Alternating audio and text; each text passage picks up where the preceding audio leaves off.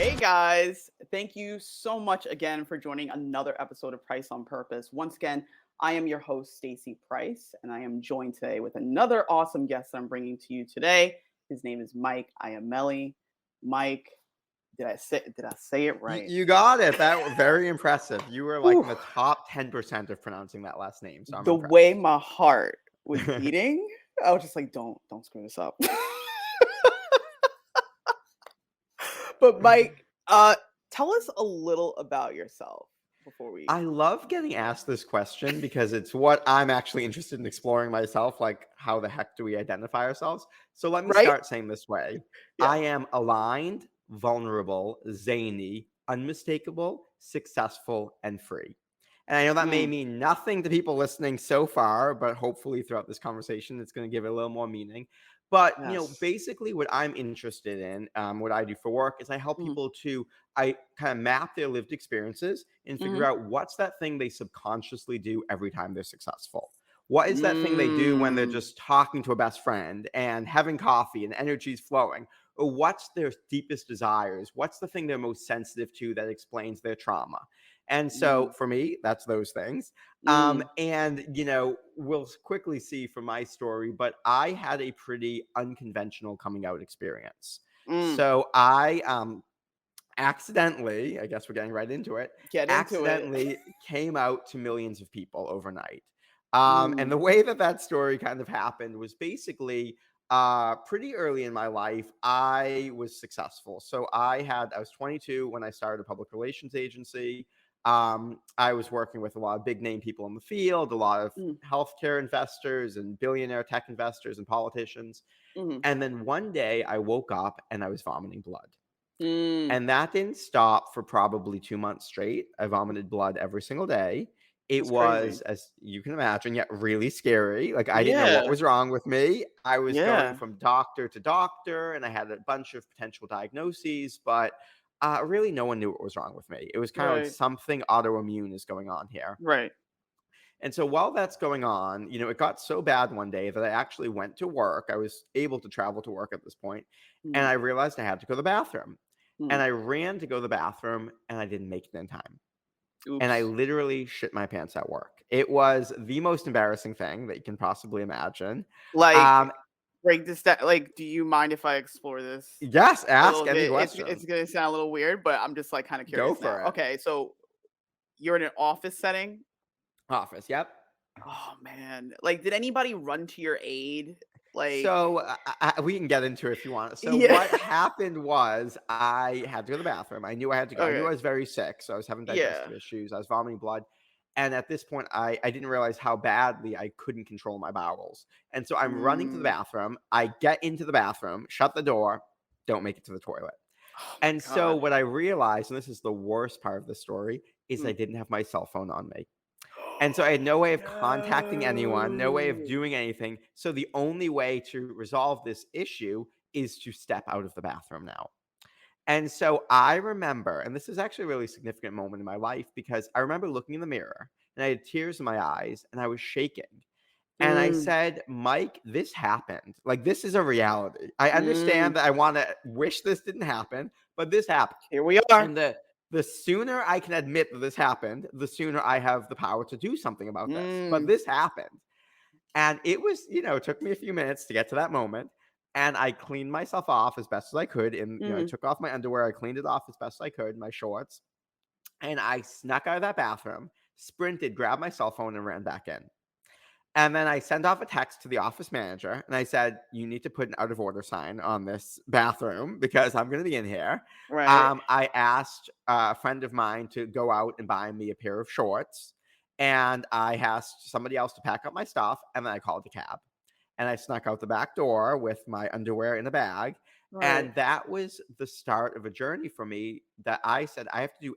I'm going to die. So I have to do anything in my power to get better Right. at this point. Right. Right. And so I'm at, things I've never tried before: Reiki, reflexology, acupuncture, herbs, like you Mm. name it. I'm doing anything that I've even tangentially heard of because I just didn't want to die, basically.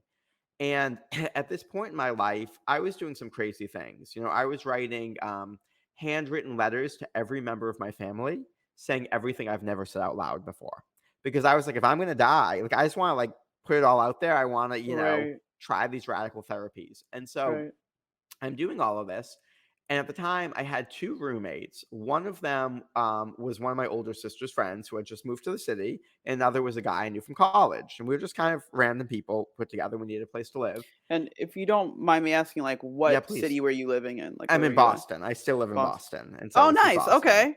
Yeah, yeah, All yeah. right. So you're in Boston and you have roommates. So you're in your like 20s at this I was in point, my mid-20s at this point. Yeah. and you're trying everything under the sun. You're trying to see what's going on, but at the same point, you're feeling like this is the end for you I mean, at that possibly, time. yeah. At the Yeah. time, I kind of felt Right. like I can no longer control my bowels. I couldn't go to the office. I couldn't actually leave the house because I couldn't trust my body. Um, I started lacking strength to leave the house and sometimes the Mm. strength to get off the couch. And Jeez, so man. it was That got bad. rough. It Yeah. got rough. I had these Right. two roommates, and one, because she had a boyfriend, she was never around. So by default, this guy I knew from college, his name's Garrett, became my de facto caretaker. He started driving me to appointments. He was on residency as a pharmacist. And so he knew the medical system Okay. and he was able to, pick up my prescriptions, call doctors for me, bring me to appointments, eventually cook me meals when I couldn't get off the couch. And a few months into this, I realized I was developing feelings for him. And at the time, this was really interesting, I'll say, for me, Mm. because really strange for me, because I had never been with a man. And to my conscious knowledge up until that point, never been interested in a man. And That's what I was going to so, ask. I'm sorry. I yeah, was I yeah, wanted no, to stop right there please. because I do, I do know a little bit of your story because I obviously read about you before you Yeah, came here, but just for, others that are listening, like, okay, so we're going through a very tough time for you. We're going through your health is in danger here. We don't know what's going to happen. Garrett is your roommate at this yeah. time? Okay, so he's one of your so it's three of you guys. This is your roommate. Exactly, Got exactly. it. He's the one who's just around the most often, basically, because the other one was And you living had with her boyfriend half the you week. had no like nothing when you were younger. You were like, No, no, like, I think I always considered myself a somewhat of a open bohemian person. So I had a lot of got gay you. friends. It was kind of, if I was interested, sure, I'd go for it, but it wasn't something that I had felt an attraction to another man at that point in my life.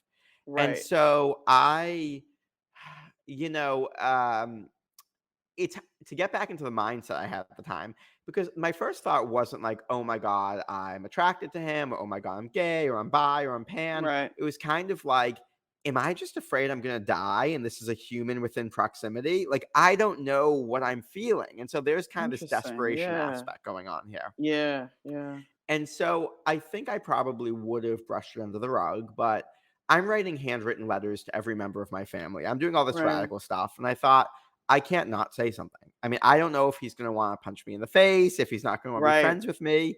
But I Right. also feel like at this point in my life, I'm desperate. I'm afraid I'm going to die. What do I have to lose? And Mm. so I just decided I was going to say something. And we had built up, enough rapport, enough closeness that I thought I could. And Hmm. so one day I just got up the nerve and I said, Garrett, I don't know how to speak about this because I've never felt anything like this. Hmm. It doesn't feel sexual or even romantic, but there's more than friendship. I feel something here that's emerging and I don't know how to talk about it, but I feel like I have to tell you. And I'm really fortunate that Garrett is probably the most thoughtful person I've ever met. And he said, "Okay, Mm. this is a surprise, but let me think about that. Like, let me sit with this." And so, right now I'm about to condense months down to a few minutes, so it's a little more complicated than what I'm saying. But we actually emailed a lot, and I know that sounds funny because we live together, but I think email gave the opportunity to like sit with and collect your thoughts and actually like share them in a way that felt safe, separate Interesting. from that person's reaction. And so Right. there was some conversation back and forth. And after a period, we decided to explore a relationship that wasn't yet physical. So it was a non physical Right. relationship, but that was an emotional relationship. And we Right. still, dated women. I've called it an open relationship, but someone said to me recently, I think you were just dating. It just happened to be that you lived together. And I was like, right, I guess that's what it is. Like we That makes were, sense. That kind makes of, sense. but it was very accelerated because we lived together. And so we were exploring this relationship, and it was like, touch and go of, exploring what felt good, what type of physical intimacy was good. It was a very slow process, but we did this for about a year and a half. Mm, And then, we got an apartment, just the two of us. And so while this is going very on, interesting. yeah, while this is going on, I kind of knew I needed to leave my job because if you're vomiting blood, something's wrong there, right? So this Yeah, probably isn't the yeah. job for you. Or And so I did what I never, ever, ever recommend anyone listening do, which is I gave a year's notice at work. Now, I know that sounds crazy, but I was an owner of this company and I thought it's the right thing to do to kind of get them in a good place before I leave. I get you. And I get you. so it was a tough year, I'll be honest with you, because I'm Mm, navigating the same-sex relationship. Garrett's a very private person, so he wasn't ready to tell people in our lives, especially our families, and part of it was because I wasn't yet better, and so we kinda thought, "What if I hmm. get better and it's just like, a fluke, like, we weren't actually interested?" And so Wow. that's in the back of Interesting. our mind. Okay. Yeah, so we weren't telling people. We eventually told a few friends after maybe 6 or 8 months, but this was a secretive relationship. That was my first same-sex relationship while I was trying to heal from the sickness, while I was, being phased out of this job, and while I was exploring, herbalism school and nutrition school and spiritual classes and trying to figure out what's the next thing for me. Right. And so anyway, this hellish year ends up, and just about the same time that year was over, we set the deadline to tell our families about us. And so we did. I won't say everybody was good, but everybody got Of there. course. So we Yeah. won't name Yeah. names today, as Right. Right. we all have that story. And so I was kind of on my own and navigating this relationship still. And I didn't really have a job. I thought, well, I'll just be like the health coach herbalist to Boston's tech entrepreneurs because I got really sick. A lot of these people are getting sick. I know them. Let me help them. But I didn't love it. I'll be honest with you. And so I thought, oh crap. Okay. Okay. I have a lot of experiences, not talking about my sexuality yet, but I was successful at a young age. It wasn't what it was cracked up to be. Maybe I can write about that and, to help people. And Right. so I started a blog just about redefining success, and it got a little bit popular. And so within 3 months of starting this business and this blog, somebody reached out to me and said, "I'm a Mhm. publisher. Can I give you a book deal?" I was like, "Wait, what? Does it happen You're like like, this?" hold Yeah, on. yeah, yes, yes. If you're gonna pay me to keep writing what I'm writing, yeah, happily. So I get this book deal and I'm writing this book. And the publisher, the editor herself was queer. And she said, Mike, your relationship is a huge part of this story. We need to include it in the book. And so I put this in there. I send her that manuscript. And then I Mm, think, oh shit. I have to tell people about this. Like my family, my close friends know, but I don't want people in my life to find out on the shelves of Barnes and Noble. Like I have to right. tell people in my life about this It's like, relationship. hey, isn't this like your nephew? Like, Yes, yeah, like exactly. what? Right, all these people will be so offended, and so I did what I thought was the most logical thing at the time, which is I started thinking about telling these people. And anyone who's ever come out to anyone knows this experience. Telling people one-on-one, especially this mass of Mm, people, felt exhausting, oh right? my To deal with God. the emotional labor, everybody's reactions, one-on-one, going through this process, and especially because it was so shocking. I had never been with a man before, and here I Right. am in this serious relationship. And Right. so it felt like I thought, that no, that's not what I want. I'm a writer. Wouldn't it be great if I put this on my blog? Everyone can have their own spiral freakouts and then come to me when they're processed. This feels so much better. Let's do this. Can we do this via email? Exactly. Join my So Slack. I got an announcement it's for you guys. exactly it. Exactly. So I write this in my blog post. And at the time, and just it was a little popular, but it wasn't that big of a blog. But at the time, I was writing for a few national publications. Mm, Long story short, one of these publications picks up that blog post. And so I go to bed that night. When I wake up the next morning, 100,000 people have shared this blog post. mm-mm, mm-mm, And yes, mm-mm. yes. So you can just imagine what it's like, or We maybe gotta you can't pause. imagine. We Yeah, gotta pause. We gotta please. pause because I got so many questions for you. So first part, your health. Like, where are we at with A your health? great Like, question here. you found out what's going on. Like, what happened, if you don't mind me Yeah, asking? a great question. So, kind of figured out what's going on. I had Mm, a few diagnoses. I was officially diagnosed based on pancreatic enzyme levels with severe pancreatitis and a few infections in some major organs. So mm, basically, it was something autoimmune slash pancreatitis. I was okay. also, had to be on a gluten-free, dairy-free diet, which I'm still on Okay. today, and tried to manage stress. So it was something's going on autoimmune Mm, with your body. got you. Get off alcohol, get on this new diet. So And more so I like was healthier lifestyle. exactly at this Okay. point I was a lot healthier. I mean, I was in public relations partying a lot, going out 6 days a week. So I was definitely not living a healthy lifestyle before, very Mm, stressed out. So got this you. was a new way of being. And so that's going off my health. So I'm pretty relatively healthy. I've got to be pretty conscious, but I'm relatively healthy at this Okay. point. Awesome. Thankfully. And yeah, it was really overwhelming to wake up to millions of people talking about your sex life. I had missed phone calls from NPR, from Huffington Post, from Yahoo Finance or News wanting to So talk to me about this. these are my questions, because now, because I was Yeah, actually please. I spent a few minutes looking for the article. Is the article still out there that you So wrote in that's a your blog? great question. No, which is really disappointing. You'll see a lot of references to the article, but Okay. Mind Body Green was ultimately the one who published this.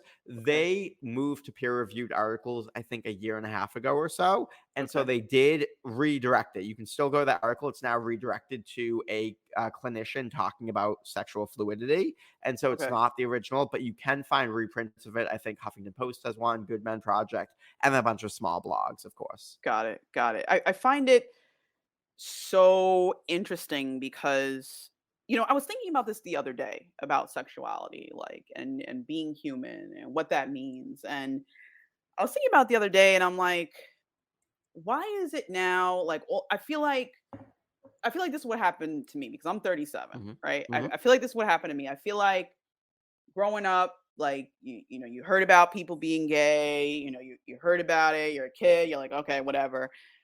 Then, well, from my perspective, coming out, but I just, it was LGBTQ, right? And then I feel like I signed off, right? Because I used to go out and party every Friday and going out to these bars and stuff like that. And I felt like I was in the mix, right? Hmm. And all of a sudden, Mike, I left, right? So now I'm working, doing more corporate Sure. stuff. I come back, we got more letters. Now I'm hearing about, we're fluid and this and that. And I'm just like, what? Like, for me, it was interesting because I was like, why is it more common to hear about it now? Because growing up, I didn't hear about it. It Mhm. was more, you heard like LGBT, that was it. Maybe Q, Yep. maybe bi, maybe that. But I guess what I'm saying is, it's like, I understand the fluidity thing. I don't think other people Mhm. sometimes understand the fluidity thing. And I think the reason why it's kind of newer to us consciously, I think it's because we're like living longer lives. So we have time to kind of explore more of like who we are, but I think why we are. Do you see it that way, or how do you see it? Yeah, this is such a great question. Interestingly, I had an experience where this was all going on, and by the way, this was 8 years ago. So this Mhm. was a little bit back. This happened. This article came out, and I, you know, from every which way, I was getting told, you're not really part of the queer community. On the one hand, other people telling me I'm a liar and I'm, really gay. Other people telling me Really I'm really straight. Other people, like, it's just kind of from all sides. And then I'm interesting. being asked to headline a pride parade somewhere. And I was like, whoa, I do not feel qualified for this. Like, so there was a lot of, kind of, and then people telling me, I have the perfect relationship. And I was like, listen, we could break up one day, like it was kind of this really Interesting. weird It's place to interesting be in. energy I get a that's lot being of directed. yes, projections from all sides Yeah, and a lot of sexualization of me, and I right. ended up just, really shutting down and kind of removing myself from social media. So I Mm, had this unique experience of really being removed from this conversation, and after doing a few interviews, really refusing to talk about this for a while. mm, And then what happened was, in fall 2020, I had been doing my work behind the scenes for years, doing a lot of work with queer community, which we can talk about in a bit, but not being public myself. And then a friend of mine said, Mike, I'd like to pitch you to some podcasts. She was doing some freelance work when she got laid off. And I got on a whole bunch of podcasts and I started talking about it. And I realized the landscape in those 8 years had changed quite a bit. Our conversations about, sexual fluidity and pansexuality and bisexuality had really evolved and changed. And one thing that I found really interesting is my work, which we talked about. I said, I define myself. I am aligned, zany, free, unmistakable, successful, and vulnerable. Um, is because what I'm interested in is really defining ourselves inside and outside of labels. Mm. Labels are fantastic if they feel right in the moment. They can be great for Mhm. self understanding, great for belonging, but they're Mhm. helpful until they're not. And I Right. think anytime, I always say is labels and theories are there to explain you. And that's wonderful. That's great if they do. But here's the thing, you are the right thing, not that. So if ever Mm. your lived experience counters a label or a theory, guess what? You've just taught us more about what it means to be human. And that's fantastic because you are right as you are. Whether a label helps to define that or not Mhm. does not matter. The Mhm. one thing that no one can take away from us, anyone in the world, no one can take away from us, is our lived experience. That's the one thing that we have 100%. and we know to be true more than anything else in the world. And Mhm. so I think it's so interesting because for me, one thing I think that's happening right now is, especially with social media, there's more conversation about different people's lived experiences, more Mm. voices that have been underrepresented are being represented now. And I think that people are wanting to capture or, showcase that with new labels, new terms. And that's all fantastic if it's Mm. helpful for you. And I'm Mhm. never going to take away from something that's helpful for people. But I think what I'm really interested in is this idea that, you know, people ask me a lot of times, why do you think the article went so viral? And I Mm. don't entirely know, but if I had to guess, one reason I think is there was a few lines I wrote in there, and one line I wrote is that, um, we're not beholden to this idea of identity. Identity isn't the summation of all of our past decisions. Identity is who we choose to be in this moment, and that's fluid. Like, I don't think of life the same way I did when I was 5. That would be terrible. I wouldn't have grown at all. We are growing and changing. So, of Mm. course, my sexual preferences and kinks and fetishes change, right? We are always evolving and changing. But here's the thing that I'm interested in my work. We're evolving and changing according to what we're most sensitive to. I will Mm. tell you right now, you want me to be your best friend in the world, be vulnerable to me. I promise you, I will it's a moth to a flame. I can't help myself. I love that. And I Me also, too. Yeah. right? So it's something I'm sensitive to. Yeah. Also, I'm interested in, let's say, sexual power dynamics of my feeling vulnerable myself, making someone else feel vulnerable, what makes them vulnerable. That's an interest to me. Just like zany, you can see I'm loud and I'm weird and I'm crazy. That's who I am. It's what I'm sensitive to in life. When Yeah. I See, I walk got into Buzz a right room, here. You see? that's right. See, It's I love it. So it's like me. when I walk into a room, I'm going to notice zaniness or vulnerability or Yeah. freedom and feeling trapped easier than anyone. These are things I'm sensitive to. So I'm going to evolve according to those things. And someone recently said to me, I like the way I you don't said that. Yeah. exactly. Mhm. And think about this. What felt vulnerable to me 10 years ago, not the same as what feels vulnerable to me Heck today. yeah. I've True. evolved and changed, of Yep. course. And here's my tip to couples out there, because this is a useful one. We Mm. never negotiate on the level of our sensitivity, but we negotiate on the strategy to get that sensitivity met. Because here's the thing. 10 years ago, just texting my husband would make me feel vulnerable, right? Because it was new, it was exciting. Yeah. Today, texting him, not that vulnerable. So I have to Right. find new strategies to have the same needs met. And that's so often Mm. we have this stereotype that couples get stale or boring. That's not the case. The strategies to get our needs met no longer work, 100%. obviously, but Yeah. we want those same things met. And that's how we grow and evolve because new ways to become vulnerable, it's how I evolve. New ways to feel free, it's how I evolve and how I grow. And Yeah. so this understanding, and that's what I work with a lot of people on, of unpacking your fetishes, your turn-ons, your sexuality, your desires, your what makes you successful, all that stuff. It's based on what we're most sensitive to, but it's not based on the container that holds it because that's going to evolve throughout our lives. Yo, it's so interesting because as you're speaking, you're hitting upon something very important, which I think we as humans, we're starting to understand it a little bit more. I don't think we fully get it. Like we're trying our best though.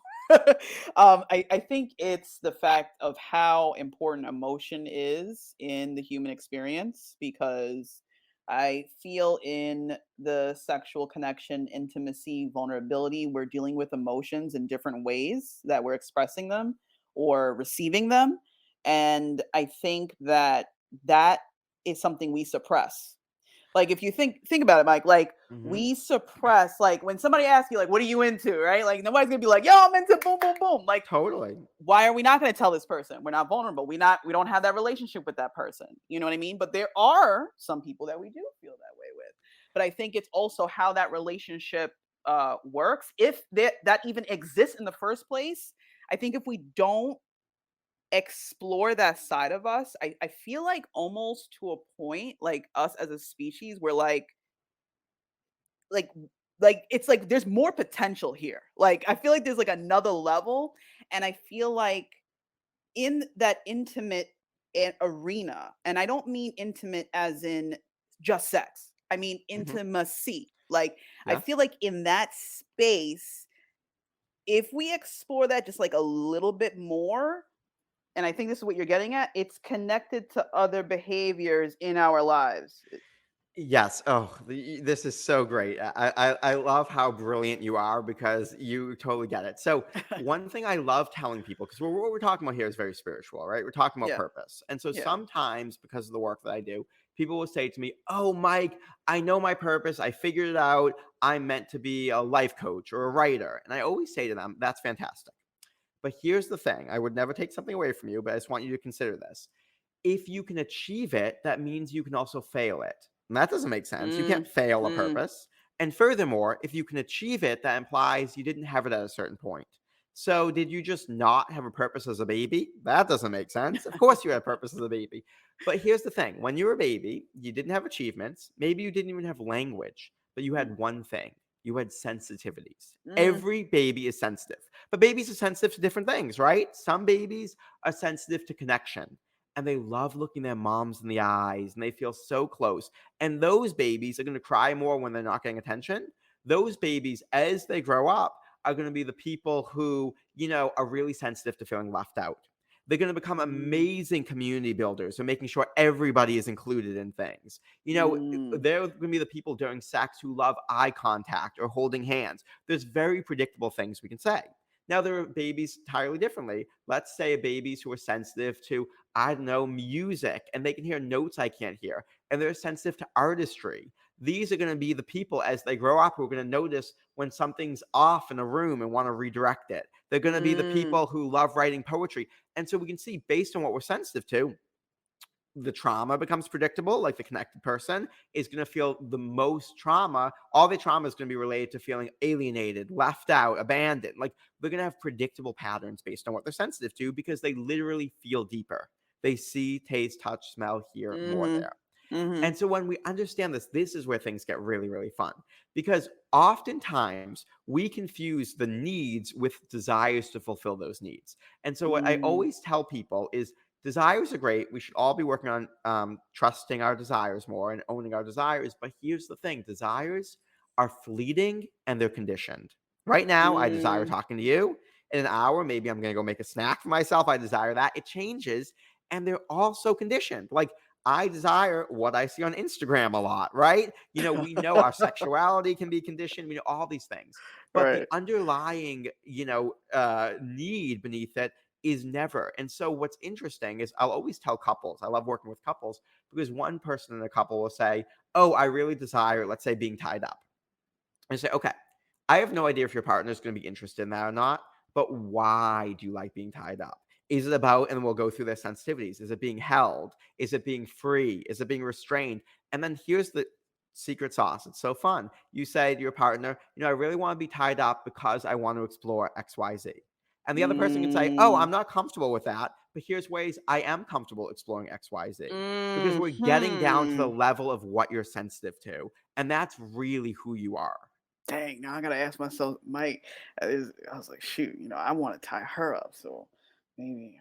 And there's I so gotta many find ways. out. I gotta It can find be, it out can, why I. it can, well, and think about it. The tying up itself is just an action, but is it about Yeah. power? Is it about But what is it? control? Is it Yeah. about like? There's so many things we can play with, and this is one of my passion projects is actually helping people to realize that their fetishes and kinks, they're not effed up, that they are totally right. And so the main reason people hire me, can I share a story with you Yo, about this? go. Let's do This might be it. helpful I'm because I excited. want I want to bring in a All right, really go. complex story that includes race and gender and sexuality because I think this would be Oh, helpful. this is gonna be nice. So Yes. I had a black gay man come to me and he said, "Mike, I'm really effed up. I have this really weird fetish." And I said, "Okay, well, Okay. I've been doing this work long enough to tell you you're not effed up. There's a reason you're doing it, but tell me about it and let's map your Right. sensitivities." Right. And so he said that he had this fetish of paying white, muscly OnlyFans creators to get in a vulnerable position, basically to show their hole to him. Right. And he was paying so much money, he was going into debt over this. And he couldn't figure out why he's doing this, but he can't stop himself. I said, okay, so you're not effed up, but let's go map your sensitivities. Right. Right. And so Right. for me, it takes me about 2.5 hours to map someone's sensitivities. I do have a free way on my website that's about 30 minutes if anyone wants to check that out. And there are other ways to work with me. But anyway, Mm. so we went through the 2.5 hours with him. And we realized three things I remember he was sensitive to were calm, intimate, and powerful. It's okay. He's okay, cool. And I said, "Do you have a lot of anxiety?" And he's like, "How would you know that?" I said, "When I see calm, I know you have a lot of anxiety. You're sensitive to calmness, you're anxious." I said, Mm. "Where is your anxiety the worst?" And he said, "It's bad at work." And I said, "Is it bad because you're on a big team and you don't feel supported?" And he said, "How would you know that?" I said, Mm. "Because I see intimate. If it was an intimate team, you would feel good. You don't, I know this." He said, "Okay, that makes sense to me." I said, "Great. We know that you are going home and watching porn, power and intimate. We get how you're coping with this." I said, "And you're what? Are you playing video games?" He said, "I am." And I said, "And you're always picking a dominant avatar." He said, "I am." "How would you know?" I said, "Because powerful. You want to feel powerful." I said, "Okay, now let's take this one Mm. step forward. You told me that these, white, muscly men you see as some of the most powerful people in the gay community. After a long day, oh, I said, before this, I said, how powerful do you feel on an everyday basis? You're a black gay man. How powerful do you feel?" And he Mm. said, "I don't feel powerful on an everyday basis." I Mm. said, "Okay." So then I Mm. said, "I want you to listen to me here. If you don't feel powerful every day and you're anxious at work, coming home after a long, anxious day, how enticing do you feel that with the click of a button, you can make who you told me were the most powerful people in the community vulnerable to you and you have power over them? Do you think that would be appealing to you?" He's like, "Holy shit, I'm not fucked up." I said, "You're not fucked up. There's Mm. nothing wrong with you. You are trying to feel intimate, powerful, and calm. And your Right. strategy of doing it is through this. And now we're going to find new ways to make you feel intimate, powerful, and calm that don't put you into debt because I don't want you, because that's a strategy to get your needs met. Every fetish is a strategy, but it's pointing towards an underlying sensitivity." Does So, that make sense? oh no, it makes 100% sense. What I'm gathering is that we as humans, we have different ways that we're going to fulfill a certain need or desire, and Yeah. those needs or desires are subject to change. Am I following? So the underlying what I'm saying, or at least the Mm. theory that I'm presenting here, is that our underlying sensitivities don't change. So what we're sensitive to Oh, is the the same since birth. underlying sensitivity Exactly. doesn't So change, those but we have. things. Mhm. Sorry, No, I don't no, want it's to all cut you good. I off. was gonna say, is it that you're saying the way we manifest it may change, but we're The still way we trying to try to get it get met. to that thing, whether it's Exactly. The being way we're trying to get it powerful met. or being seen and heard or like loved or whatever it is. But I'm guessing that these cores, it's kind of like the what is it, like Maslow's hierarchy of needs kind of situation. Sure. Yeah. So everything we do is we're trying to feel like ourselves, right? Every human wants to Mm. feel like themselves. And so if I look at, and this is why I always say it's like having coffee with a best friend. If I look at what are you doing when you have coffee with a best friend, I want to know, what do you feel? What's going on there? What feels so good? Why does that feel good? Why did this relationship feel good but not that? Why did this sex feel good but not that? And what we start to Mm. understand is that we all have strategies to get met. Like, I'll give you an example about substance abuse because I work with substance abuse a lot. Um, I had a client who was struggling with alcoholism, and we mapped her sensitivities. And one of the sensitivities we found was enchanted. And she said to me, "Mike, when I was a little girl, I always felt enchanted. I was making, fairy crowns and playing in the garden and had these make believe, friends. And then I got older, I learned that wasn't appropriate. And it was right now, the only time I realized feel enchanted as an adult is when I'm drunk. That's the only strategy I have to make that. And I realized there's nothing wrong with me. I this is the best strategy I know. Now that I know what I'm trying to get met, I realize that strategy has too many drawbacks. Let me find new strategies. And she got involved in spiritual community. She did a whole bunch of new things, and she's now in recovery. And so I share that story because there's nothing wrong with any of us. We're all just trying to get these underlying needs met, but based on our conditioning, based on the examples we've gotten from our parents or society, we have strategies to get those met. And we think, those are the best strategies we know. And they may not be that effective. There may be a lot better strategies for us to get them met. And so my job is to help people understand what are the underlying sensitivities, why do they do what they do, and then can we find better strategies so they can live a life that feels like them. Right. I mean, I think this is major because we don't have this conversation enough. I mean, in society, we see the end result. I think we see the end result, which unfortunately sometimes could be something that has caused harm to the person or themselves, or I mean themselves or others Yeah. rather, or we see that just like you said, like drinking or dealing with shame. Like Yeah. there's so much of that, and I don't watch the news anymore, but when I did, I noticed that there was patterns, for many reasons. Obviously, you work in PR, so but there's patterns, unfortunately, of the behavior that's being exhibited. It's so interesting because there's this book I read some time ago called the Tipping Point Yeah. by I think you've read it. I think Malcolm. I forget the name. Gladwell. Yeah, I believe so. Yeah, yeah. So in that book, he highlights the part when he talks about suicide and how people in the area started to use suicide as a way to cope with the pain that was going on because they saw a celebrity that they put on television use this as a way out to deal with an emotion, and they too started to replicate that behavior. Unfortunately, right now, this seems to be a message that's being shared across some forms of media today as a way of dealing with whether it's the pandemic that we just went through, sexuality, or when we talk about emotions like this, like or things like this, like shame and not being vulnerable and being all caged up like that emotionally. Um, it's just interesting to see that if we have a little patience, but I don't even know if it's patience that we need, Mike. I think it's having the space in the room to have the conversation because I don't think some of us are in that right room and some of us don't know it yet because the pain is so familiar. It's so Yes. normal. So we don't even know that we're not in the right room. How You do we know know, when we're in the right room, Mike?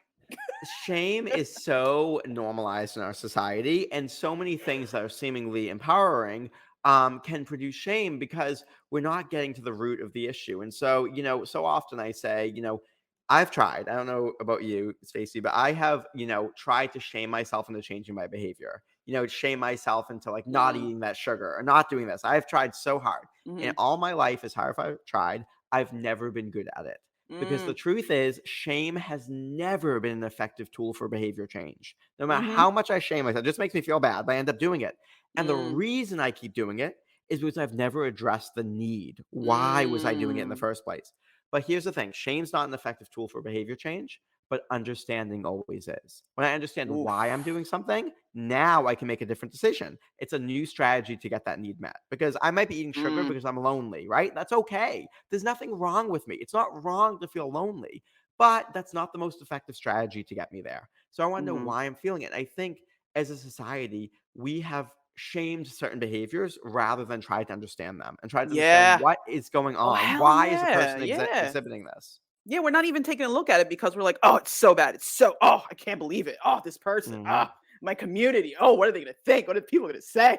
Hmm. And it's Totally. just and we stay in that space of judgment instead of like, asking the right questions, I think.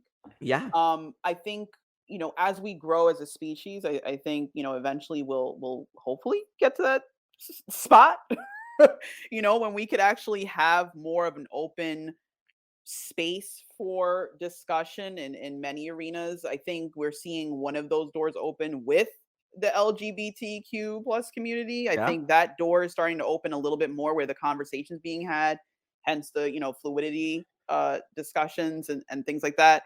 Um, I'm still like amazed still that your blog went like so huge of you describing something that I guess, it makes sense because you said it was about 8 years ago. So if the Yeah. blog came out now, I think it still would have been popular, but I don't know if it would have been. They're like, oh, like we know, but I think it's just very, very interesting as we evolve because it's like new things are coming out. But then I can guarantee you, if you look back in some books like in the 20s or even earlier than that, somebody's gonna like write it about already. I think we just have like waves in history, right?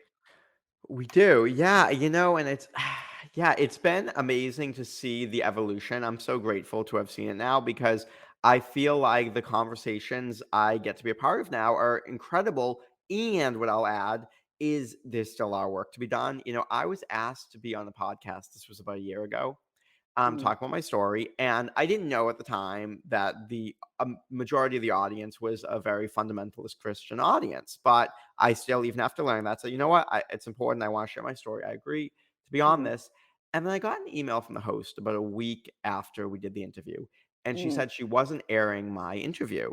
And I was kind of like, mm, okay. And she said she wasn't airing it. And that part was okay for me, even though I was right. annoyed my time was wasted. But Mm, what she said after was what really bothered me. She said, you were way too articulate and coherent and confident in yourself, and it would be triggering for people. And I said, do hmm, you think that queer people aren't supposed to I almost feel like you're trying to poke holes in my story or my life or the fact that I'm, she basically said your story is too believable and it will be triggering. And I said, well, you know what? Then I'm okay doing more interviews and I'm okay having a musical come out about me because we need more queer love stories. We we need do. like these, Yeah. like this is it's not just doom and gloom and the AIDS epidemic and like this isn't Right. just this queer story, right? There's so Right. much more to queer stories. And I think, to your point before about queerness really moving things forward, one thing I love to say, and I really truly believe in my heart, is that queerness is liberation for everyone, not just straight and not just Oh, queer 100%. people. Mhm. Because, and here's the thing, which is so crazy, what queerness is at its core, the way that it intersects, gender and sexuality, because queerness is choosing your lived experience over arbitrary rules of society, right? It's like, I am right. Who I am is right, regardless if that fits the boxes of society or not. And we know that queer communities, especially queer communities of color, have always been leading and advancing society, right? Like so Mhm. much of culture comes from these communities.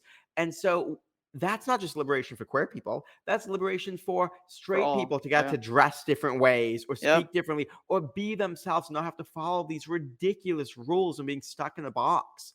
And Right. I just like am so grateful. I say this to queer people all the time, grateful for the work queer people are doing. And I think that's why my work really resonates intuitively with a lot of queer people because we get it, right? It just makes sense. It's like, oh, right. Which instead of what the labels or the rules say, like I'm choosing me and what I'm sensitive to. That makes sense to me.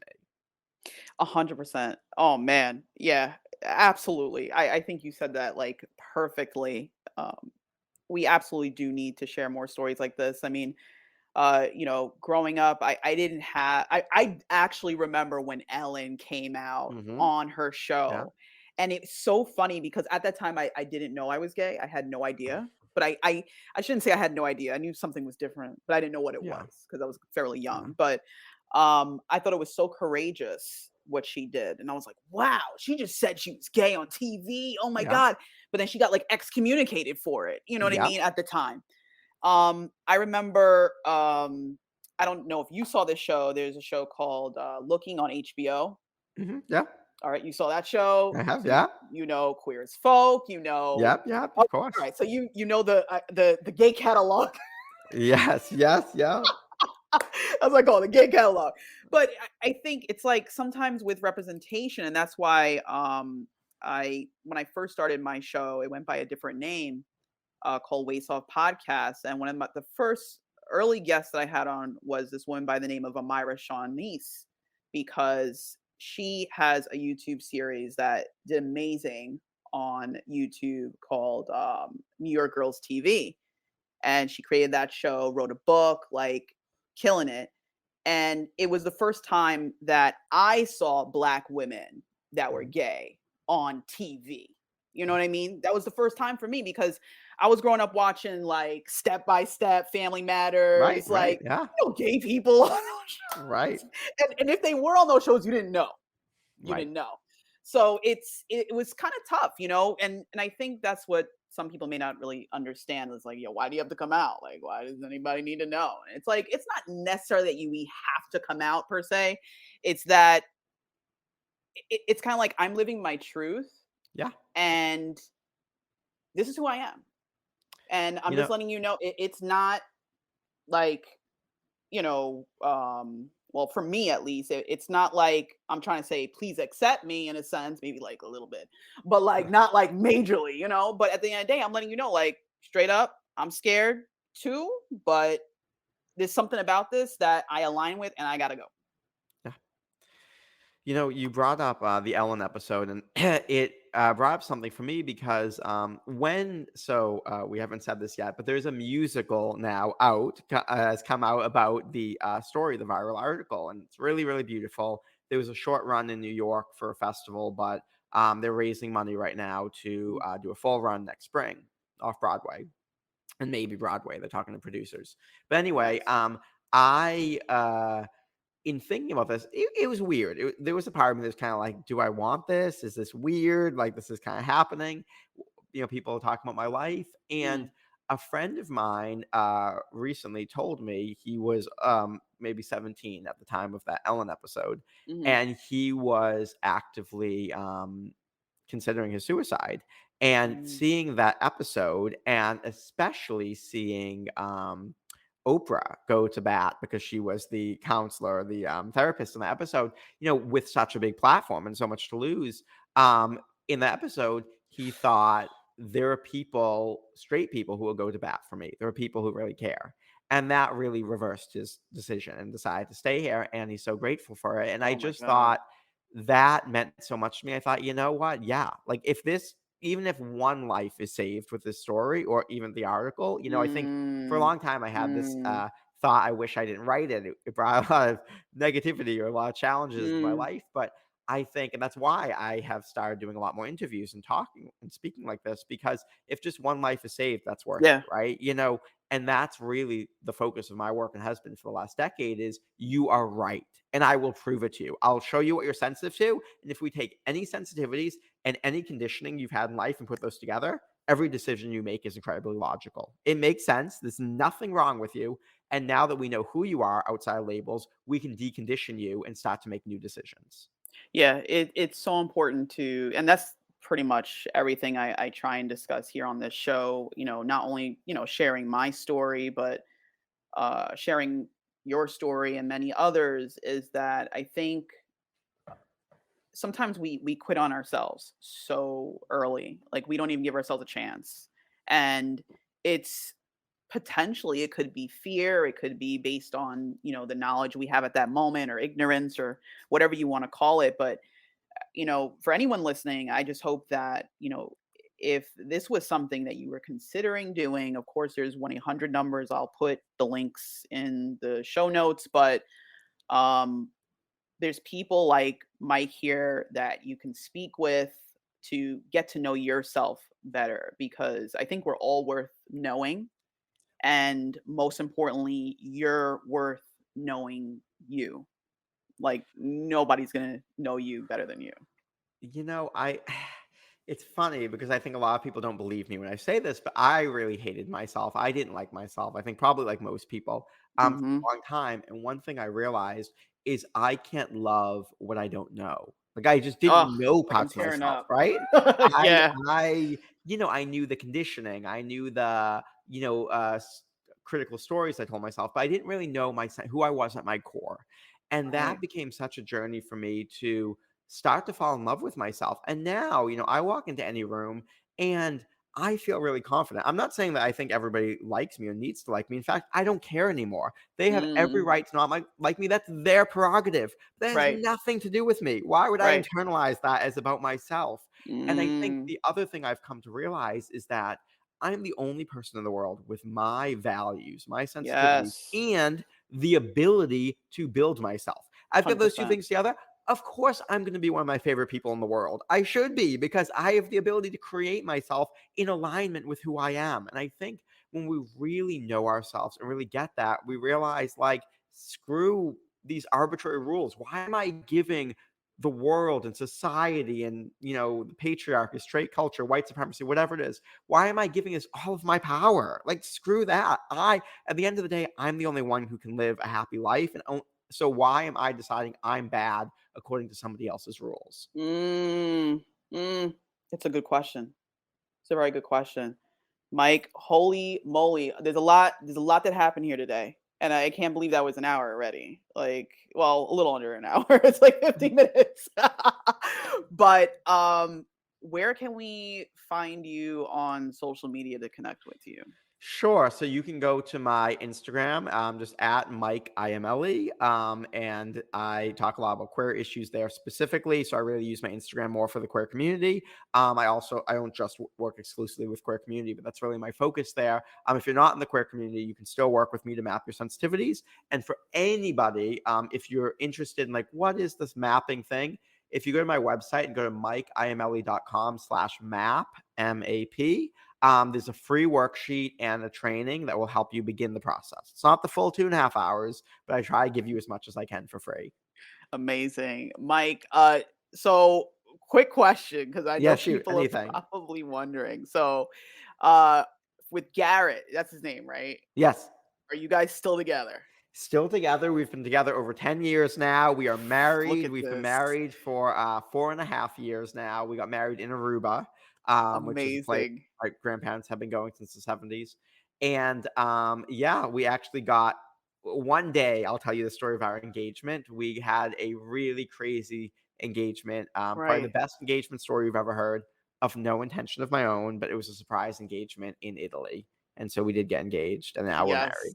Oh my god, congratulations. That is Thank amazing you. to hear. Oh my god. Thank You you. gotta come back and then tell that story. It's a story, I will warn you. It's We need a whole everything episode for it's that. pretty much everything that could've went wrong, and, Oh let man. me, I'll is it okay if I leave you with the final line I said in that You could story? you Because could give the final line because I I'll don't give want you it to to go you. too much. We got I won't go too deep with it, but basically, it was the day from hell. Everything that went wrong, and I thought the whole day, I have spent years of planning, thousands of dollars, F this, I'm not proposing.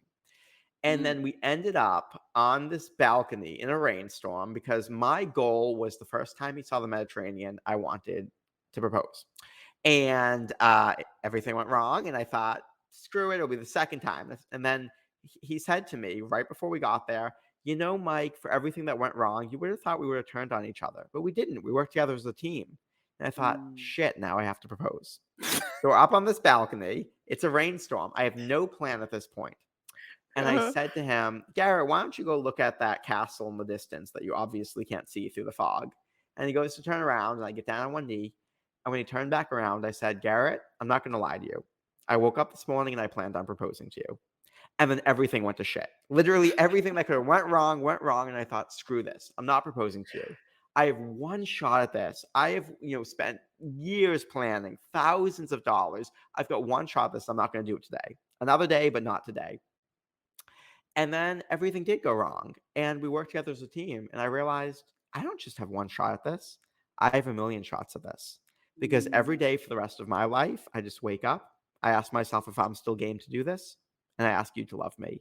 Today's just one of those days.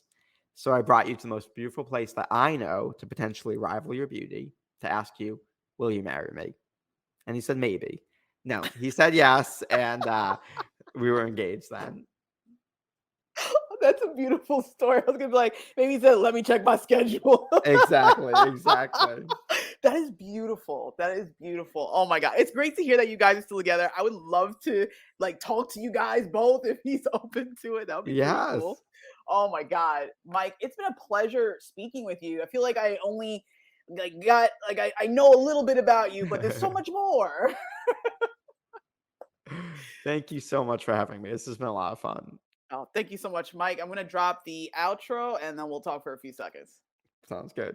Awesome.